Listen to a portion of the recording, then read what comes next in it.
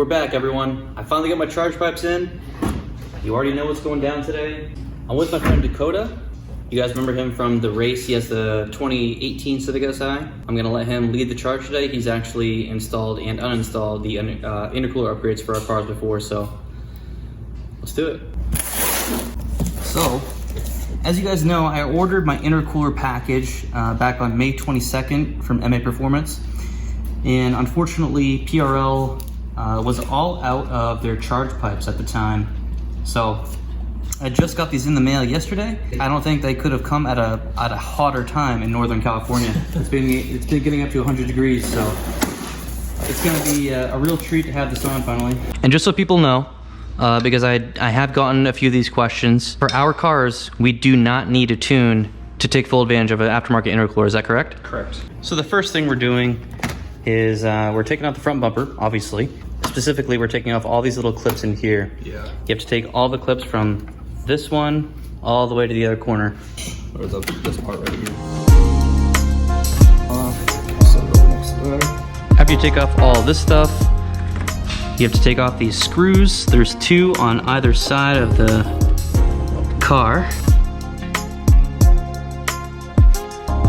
Now we're gonna get under the car. Don't try to be a hero. Wear goggles. Just do it. Protect your eyes. Now we're gonna take off all these little clips under here. Yeah, there's 3 things that you're gonna need for under here, guys. You're gonna need a flathead screwdriver. You're gonna need an Allen key to take off a couple of these.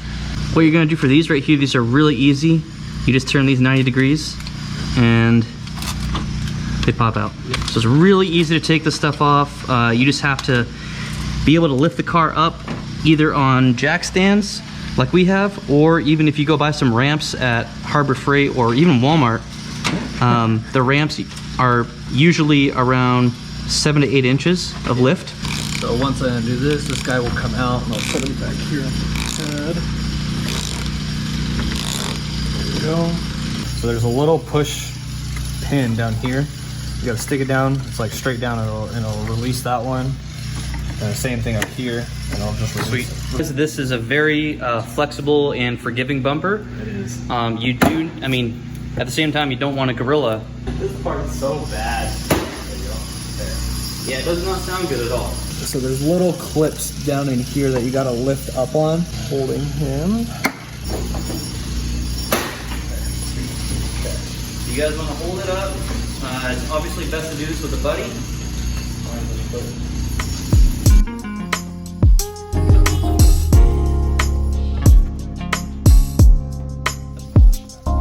So there's gonna be 2 more clips behind here. They're kind of a pain to get,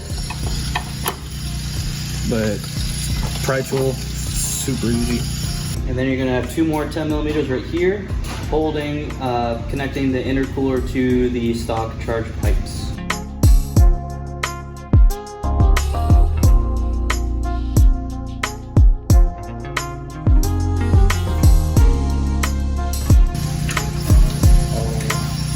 Okay, now we're just gonna pull the stock intercooler out.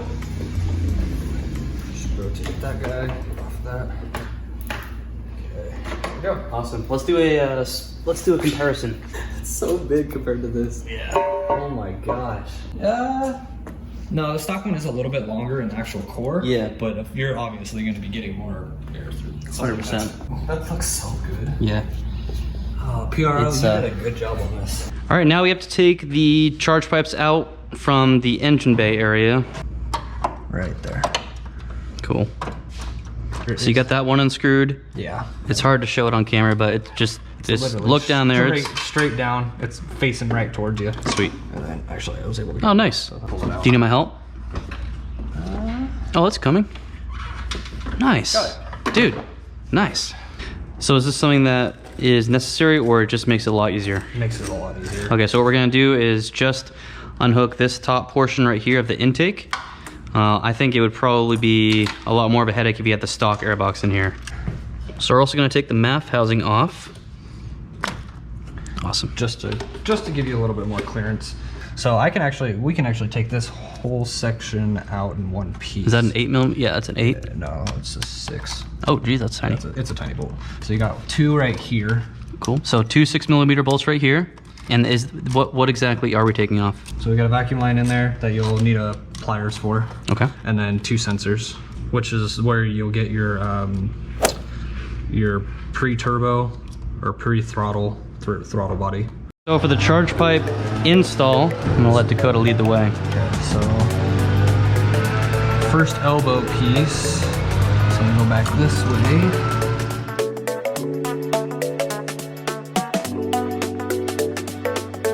You want to push them in there as far as you can. Okay. So that, you don't want it to separate. Separating is bad.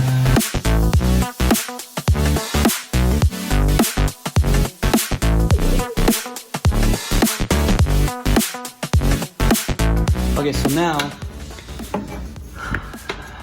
Dakota actually assembled the whole entire left side with the hose clamps on before we stick it in.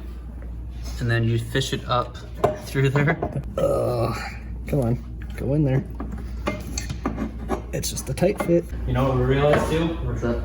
We're gonna need the C-clamp on there too. Oh my gosh.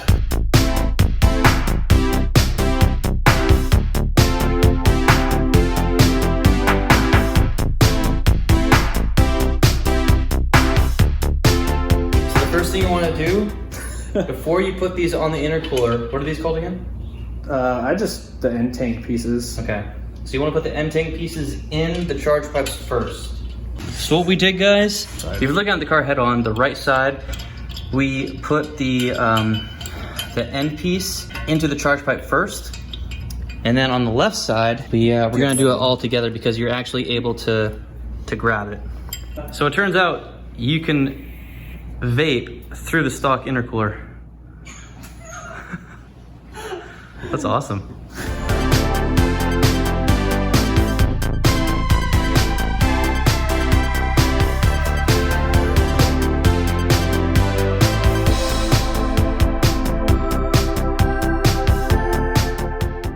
Everything's back on. We're gonna do the first startup and just kind of make sure everything looks good. Yep. Feels good. Oh, you don't have yours on automatically connect?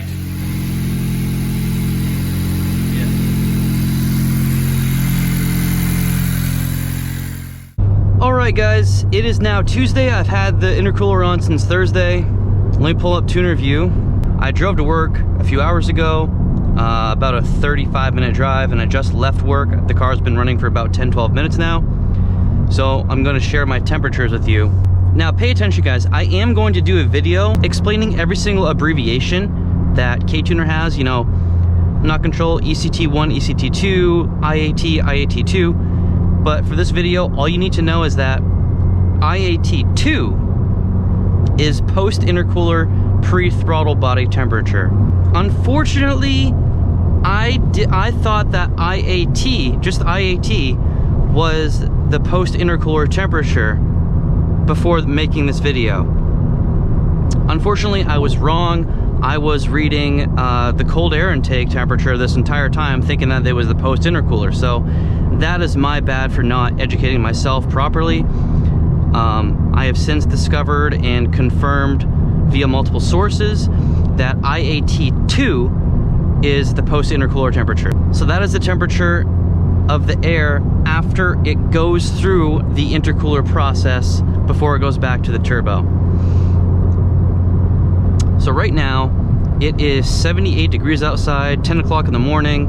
I'm traveling at 66 miles per hour. My IAT2 and my post-intercooler temps are 93 degrees, 93.2 Fahrenheit. So I have actually felt the car drive a little differently.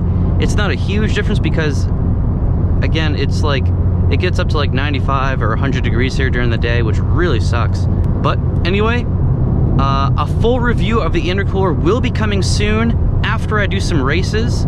That way I can really make a good review of the intercooler for you guys. So anyway, that's all I have for this install video. I hope this helps somebody out. And I'll see you next time, guys. Thanks for watching.